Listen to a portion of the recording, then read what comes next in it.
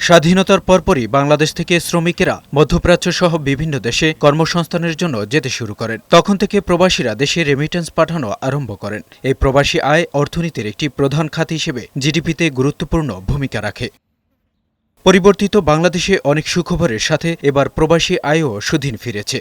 চলতি অর্থবছরে রেমিটেন্স প্রবাহ আগের সব রেকর্ড ভেঙে দিয়েছে। কেন্দ্রীয় ব্যাংকের হিসেবে চলতি অর্থবছরে ১ জুলাই থেকে ১১ মে পর্যন্ত রেমিটেন্স এসেছে ২৫.৪ বিলিয়ন বা ২,৫৬০ কোটি মার্কিন ডলার। গত অর্থবছরের তুলনায় যা ২৭.৭% বেশি। গত অর্থবছরের একই সময়ে এসেছিল ১,৯৯৩ কোটি মার্কিন ডলার।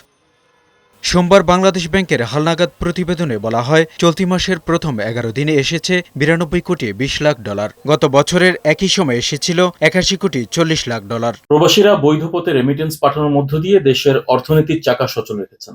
বিশেষ করে যে কোনো ক্রাইসিস মোমেন্টে প্রবাসীরা সবার আগে এগিয়ে আসেন।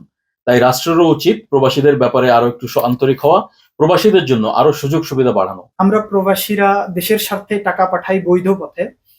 সরকারের উচিত আমাদের যে সকল হয়রানিগুলো আছে এগুলা সমাধান করা, যেমন এয়ারপোর্টে হয়রানি এবং বিভিন্নভাবে আমরা হয়রানির শিকার হই, এদিকে যেন খেয়াল রাখে আমাদের প্রতি। রেমিটেন্স যোদ্ধা বিদেশ প্রবাসীরা তারা এখন ব্যাংকের মাধ্যমে টাকাটা ছাড়তেছে, যাতে গ্রাহকের হাতে সুদৃষ্টভাবে টাকাটা পৌঁছায় যাচ্ছে। গত মার্চে দেশে এসেছে ৩২৮ কোটি ৯৯ লাখ ৮০ হাজার মার্কিন ডলার রেমিটেন্স, যা দেশের ইতিহাসে যে কোনো এক মাসের সর্বোচ্চ।